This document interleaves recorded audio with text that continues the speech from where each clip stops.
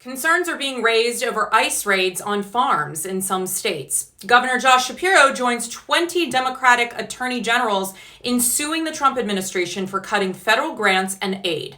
This and more in today's Week in Focus for the Pennsylvania Capital Star. First up, as ICE ramps up raids on farms, some Pennsylvania lawmakers and agricultural organizations are sounding the alarm, stating that the move could have devastating consequences for our nation's food security. It is estimated that 30,000 undocumented immigrants work in agriculture in Pennsylvania. Bailey Fisher, Pennsylvania Farm Bureau President's Federal Affairs Specialist, is worried the raids could impact agriculture when the industry is already facing a workforce shortage. And while she has heard the calls for the industry to just hire domestic workers, she says they have tried that, but that a lot of Americans do not want to be up at 4 a.m. milking cows or being in the summer heat to harvest fruits and vegetables.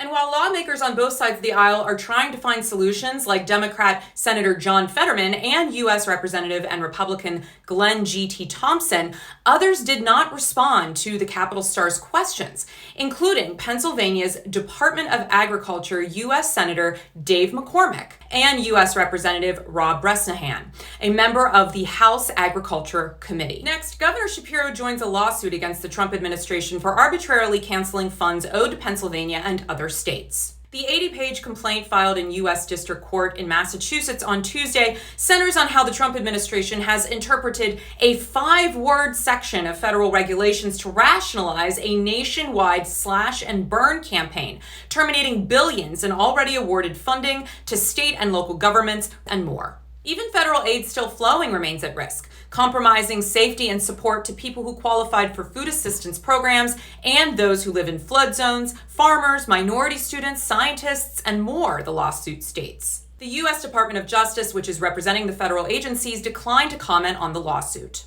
And last up, the state Senate has passed a bill that would eliminate out-of-pocket costs for follow-up breast imaging after a mammogram detects an abnormality.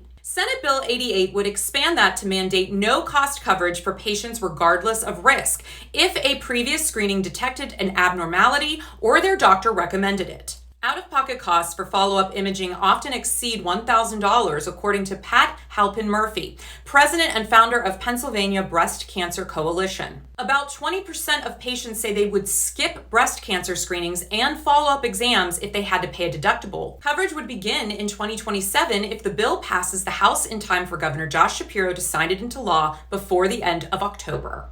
For the Pennsylvania Capital Star, I'm Natalie Bencivenga, and this was your Week in Focus.